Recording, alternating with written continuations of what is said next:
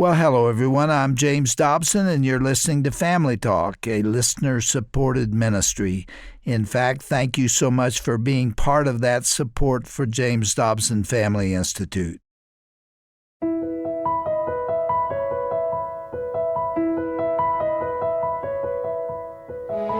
It was October of 1993 in Mogadishu, Somalia. An elite group of American Army Rangers and Delta Force operators were dispatched to execute what was meant to be a one-hour extraction mission. What followed, though, was one of the deadliest battles in American military history since the Vietnam War.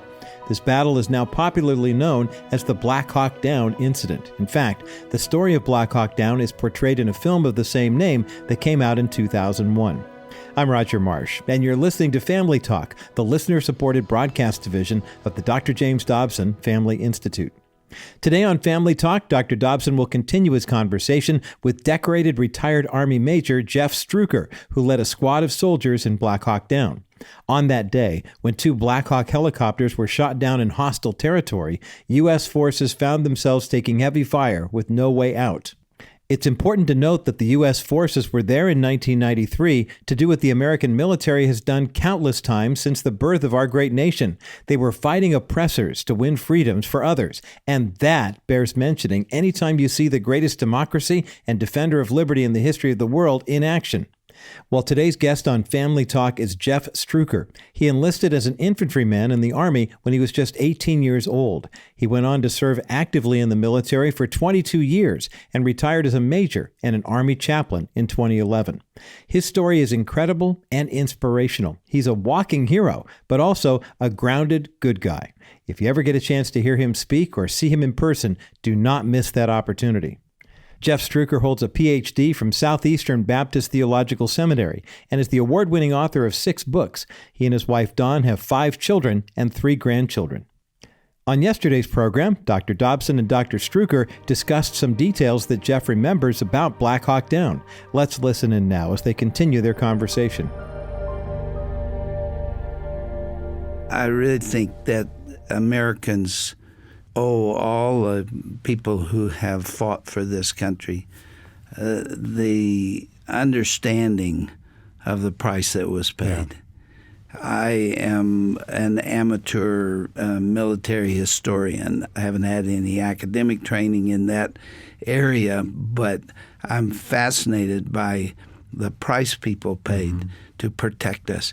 It's one of the things that frustrates me greatly today, where the American people are whining and groaning and complaining and dividing this country and hating each other. And I don't understand all that because of the price that somebody paid to make this stability this greatest country in the history of the world. I mean, it is. The Founding Fathers gave us a Constitution like none other, and we're about to destroy it. We're about to civil war is even a possibility out there. So that is one of the things I'm interested in hearing from you. On that occasion where you said there's no way out, we're all going to die, what was occurring then?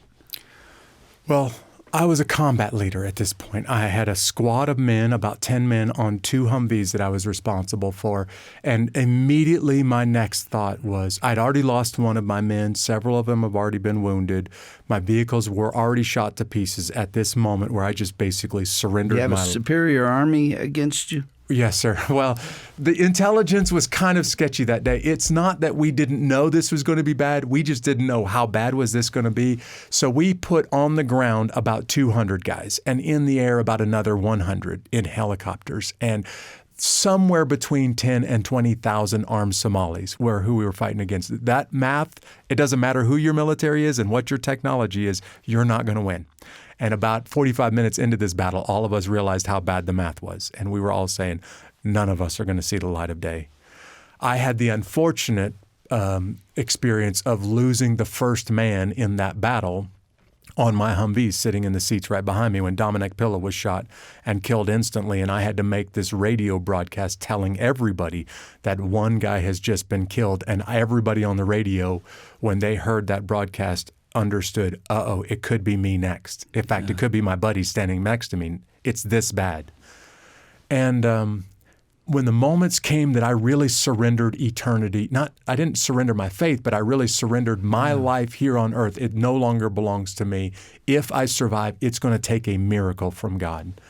From that moment forward, I was absolutely convinced that I was going to die, but all I could think about was the rest of my men. And I'm ashamed to say I didn't share my faith with Dominic Pilla like I should have. And immediately the Lord started to give me this desire to want to be able to share one more time my faith in Jesus with my men. Are the seeds of your later chaplaincy training and commitment found in that moment? I think it all comes to that very moment where I felt like, Jeff, it may be because of you that Dominic Pilla is not in heaven right now. And I don't know his faith, so maybe he is. Maybe he's not. I hope if his parents are listening today that he is. But I don't know that. And I'm embarrassed to say because I didn't share my faith with him like I should. And I started to feel like all of my men are going to get killed tonight. So my prayer for the rest of that night was, God, give me one more chance to tell them about my faith. And if we all die in Mogadishu after that, so be it. But just give me one more shot at sharing my faith in Jesus with these guys. And we went through a lot of battle that night. I don't have time to tell you about all of it today, but the next morning, my men were shot to pieces, but none of them were killed. And most of us should be dead. All of us really should be dead. And I think if you were to ask any of us that survived, we would all say, there is no explanation for why I'm still here, other than God supernaturally protected me. Is that moment depicted in the movie Black Hawk Down?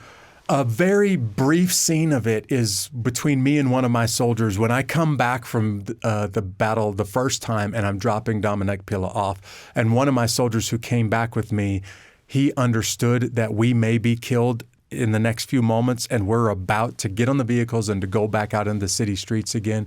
He walks up to me and he says, "Hey, Sergeant, I can't go back out in those city streets. I know I'm going to die if I do this."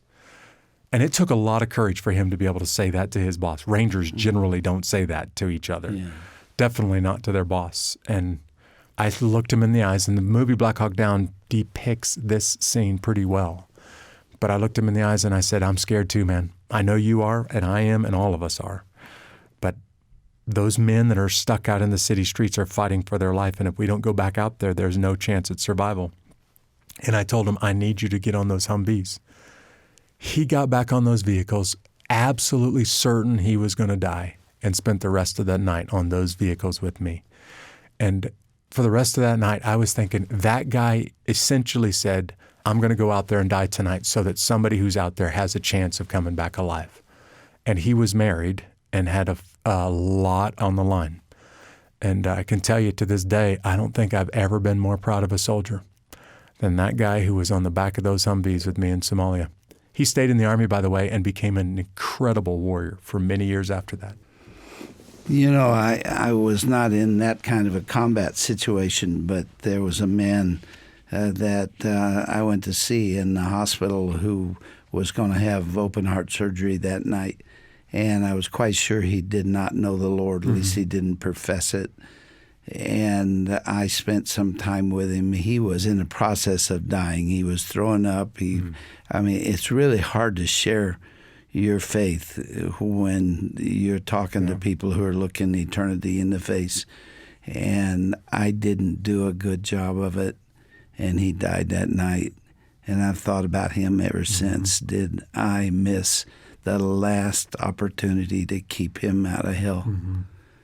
And I'm sure you felt some of that. I think that sense of urgency should be on the heart of every Christian in the world. We should feel like, is that person in my neighborhood or that guy that I work with, is he going to be in eternity tomorrow? And if he is he going to be in heaven? And if not, is it going to be because of me? I don't know that I've ever read this story, but you may be familiar with Dietrich Bonhoeffer's famous dream right before his death in the concentration camp in Germany. Dietrich Bonhoeffer knows that he's going to die. He's been in prison for quite some time, and he has a dream that he's about to stand before the Lord. And Bonhoeffer, when he was a pastor, had the opportunity to meet with Adolf Hitler for 5 minutes. And Bonhoeffer was terrified that the question that the Lord was going to ask him as soon as he stood in his presence was, "Were you with Adolf Hitler for 5 minutes and did not tell him about my son Jesus?" And Bonhoeffer said he would feel like he would have to hang his head in shame and say, I didn't talk to the Fuhrer about Christ when I could have. I had 5 minutes with him. I don't know if that event really happened in his past, but as much as I understand Dietrich Bonhoeffer's life, that was a dream shortly before his death. He would have been one who would worry about that. What a man he was. He is one of my heroes in the faith, Dietrich Bonhoeffer. Just his story is just unbelievable. It's another of the great heroes. Yeah. I've been told this many times, read it many times, that men particularly who are involved in combat do it for one another. It may not even be primarily for country. It is love of one another. Can you describe that to me? Young men and women sign up to serve our country for a whole lot of reasons, and most of them are very noble reasons. But they run through bullets and gunfire knowing that they're going to die for only one reason, and everybody does it for the same reason. It's love. They love the people that they're running through bullets for more than they love their own life. And on Memorial Day, I think our country needs to remember our freedom is very cheap if it wasn't for that kind of love. Yeah. And America, God forbid we ever become a country that has very cheap, very narrow view of our freedom. Did you feel that love? Those men would do anything for me, and they proved it repeatedly, not just in one combat tour, but more than one combat tour, that they would do anything to include give their life, if that's what it took for me. And they knew I would do the same thing for them, happily do it for them. I appreciate what you shared with us and what it cost you to serve your country. Because the American people have not been on the battlefield. They've never seen it. They've seen it in Hollywood, which is irrelevant almost.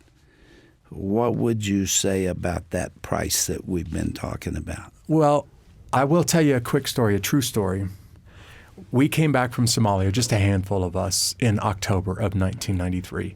In November, we were invited by the mayor of New York City, me and 5 other men, to go there and to officially represent the U.S. Army and to march in the Veterans Day Parade down Lower Manhattan. So we were carrying America's colors, we were carrying our unit colors, we were in full dress uniform, and we were going through the subway to the start point of the Veterans Day Parade. And we were accosted in the subway in New York City, spit on and yelled at. And there's a couple of things that were the media portrayed in a very ugly light about Somalia. One of them was that there were a number of women and young children that were killed in this big battle in October 3rd and 4th. So this young, ignorant, for lack of a better word, guy that's accosting us in the subway in New York City starts calling us baby killers. And the guy that's standing to my right, I literally watched a switch flip in his mind and realized this man, this ranger who's standing next to me is about to kill him for what he's saying to him. And we had to basically drag him away. And he kept screaming at this guy, "You don't know because you weren't there." So when we finally got alone, before the parade, the Veterans Day Parade started in 1993 in New York City, all of us looked at him and we said, he doesn't know. He will never understand what you did. And there's no amount of explaining it or trying to describe it that will help him understand. He'll never get it. And this is one of the things that you did for our country that our country will never understand. Now, I don't believe any warrior should be treated the way that we were treated in the subways of New York City, but I learned something from his response. He doesn't know, and they will never really understand. Yeah. And probably it's good that America's sons and daughters will never know what a lot of warriors went through. What would you say to America on this Memorial Day? It's actually yesterday now. But what will you say to them that'll give them a little more understanding of those who paid that price? It represents a handful of real men that I will never forget for the rest of my life. They're no longer with us, but I made a vow to God, until my dying day, I will not forget them, and I'll try to not let my children or my children's children. These are guys you just haven't seen, or these are men that died died for my freedom. And I don't want America to have this cheap view of freedom. We are one generation, every generation of Americans are one generation from losing this gift of freedom that was paid for with a lot of blood. And all it will take is one generation rising up and saying, I'm not willing to fight and to die for it. Thank God that for more than 230 years, there have been Americans who said, if it cost me my life, this thing called freedom in America is worth dying for. And many good men and women have died for it. Do you worry about the millennial generation? I shared a lot of criticism and a lot of, concern about future generations until September 12th, 2001. I saw a lot of men and women show up and sign up for no reason other than I am so angry at what happened to my country, and I love my country so much. I just literally, I sold my company, a very, very lucrative business, and I am now a private in the U.S. Army because of my love of country. And America, I want us to remember something. The longest declared war before Afghanistan was the Revolutionary War. We have far surpassed that, doubled it. And we've not had to draft anybody because there's always been a handful of young men and women, this millennial generation that everybody likes to criticize, who show up and say, sign me up. And yes, I understand the fine print means I may die. You believe when push comes to shove, they'll be there? I believe that America's parents today need to raise the next generation to be willing to do the same thing. Did this generation of parents fail at that point? No. In fact, Dr. Dobson, I think what you're seeing among the 20 and 30-year-olds of America's warrior class, I hate to use this term, but the warrior class of Americans, you're seeing the second greatest generation in our country's history. I think Tom Brokaw was right. The World War II generation is hands down the greatest generation in our country. But the fact that these men and women have signed up after 9/11 says, I know you're going to send me to war, and I know I might die, and I'm signing up in droves. And never have we had to even consider a draft because this second greatest generation of Americans have said, sign me up. And if it costs me my life, so be it. You're telling America to be proud. That's right. You have in your midst a lot of great warriors, but you have at Arlington National Cemetery and in national cemeteries all over our country, a lot more who have given the ultimate sacrifice. Don't forget them. Let's turn a corner now and talk about your personal situation, because after being a warrior for a long time and serving in many of the battles, and not just battles, but combat operations, you decided to leave the military because God was talking to you. Yeah. Let's make this very personal. Okay. Tell us about that experience. Well, early in the morning of October 4th, 1993. So the battle is almost over with, and I, for the first time in this all-night battle, realized I might survive. I'm driving out of the city, and I had this very vivid memory of seeing the road in front of me littered, literally like a ticker tape parade, littered with brass bullet casings from all of the bullets that we've shot that night. And I was thinking to myself, how could anybody still be alive in this city? How could any of us or any of the Somali militia still be alive? And as I was driving away, I got this overwhelming sense, God, I walked away from this without a scratch. That can't be explained. This is supernatural. So as soon as I got back to our base that morning, I started processing, okay, that also means it wasn't a coincidence that I walked away without a scratch. Obviously, you preserved my life. Why did you preserve my life? I don't understand it. I am no better of a warrior. In fact, some of those men that are dead were better warriors than I am, and I'll be the first to admit it. I should be in Arlington National Cemetery. They should still be alive. So this was a very vivid experience that happened to me the day after the battle. And it's actually a moment in time where it was an overwhelming sense of God's call to ministry. Guys just randomly started showing up and asking me questions about heaven and hell and about their faith. They were asking me questions like, why did this happen to us? I thought we were the best military in the world. How could this happen to us? They asked me questions about what happened to my friend who just died on a helicopter or a Humvee. But more than a couple of them said, Jeff, there was something very different about you than me last night. I listened to your voice over the radio, and I heard a sense of peace and calm that I didn't have. And they said, you have something that I don't have. I want to know what it is. And for 24 hours, I saw it. They could hear it. They woke me up in the middle of a dead sleep saying, I have to talk to you right now about your faith, because I could tell there's something different about you. And it was as if the Lord was saying, Jeff, this is what I want you to do with the rest of your life. You see, you were ready for eternity. These guys aren't. And what happens inside a man's soul, that goes on forever in eternity. Jeff, I want you to spend the rest of your life helping men get ready for eternity. Came back from Somalia, and I asked the two people that I trusted with this question. I asked my chaplain and my pastor. I said, I feel like God is calling me into the ministry. What do I do next?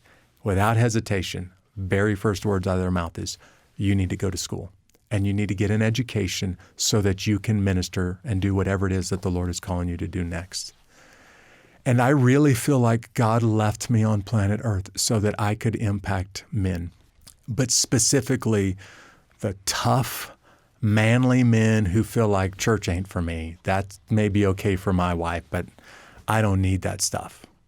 I want to be able to say to them, look, I've been where you are. I've got the T-shirt, I can run with the toughest men in the world, and I can tell you the Jesus that I serve is much tougher than you may realize. And I'm privileged to be able to serve right outside of Fort Benning, Georgia, one of the best communities in America. So you did, in fact, resign from the military? Yes, sir. I spent 10 years. You were a sergeant at that point. That's right. I was a sergeant. I went to college. I finished seminary. I came back on active duty and spent 10 years as an Army chaplain. I went many times to Afghanistan and Iraq during those 10 years. As a chaplain now, with all of this combat experience, having competed and won the Best Ranger competition, the notoriety of being one of those soldiers that actually survived Black Hawk Down, and Mark Bowden's book and the movie Black Hawk Down made those of us who survived a bit of a celebrity in the Army. When I was a chaplain and I showed up, my soldiers gave me unprecedented respect. In fact, they trusted me with questions that I think some chaplains would spend months developing the kind of rapport that they would be able to hear those kind of questions. Because you had experience. Because of all of this experience. And many of my soldiers said, Chaplain, because of what you did as a soldier, I have to ask you this question now. I'm proud to say that many of the leaders in my unit said, Chaplain, will you come with us on this combat mission? Because we are afraid that it's going to get really bad. And I would like to have you along. Not as a lucky rabbit's foot, but if it gets really bad and soldiers are being wounded or killed around us, I want you to be there. And I took that responsibility very seriously. And as often as I could, I went with my men out on missions so that I could be with them. Did you lead a lot of them to Jesus Christ? I had the privilege of baptizing a lot of guys and seeing a number of men come to faith in Christ. And generally, the way my conversation started is, I know exactly what you're going through because I've been there.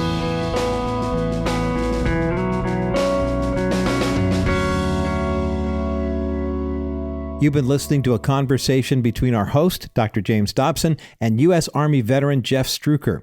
Jeff served as a staff sergeant in Black Hawk Down.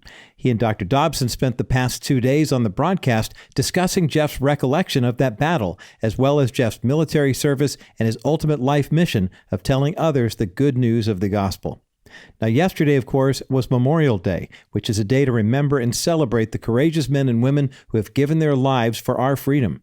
Their sacrifice was profound, and it points to the ultimate sacrifice that Jesus made for us when he died on the cross for our sins. In John 15, verse 13, we read these words of Jesus, Greater love has no one than this, to lay down one's life for one's friends.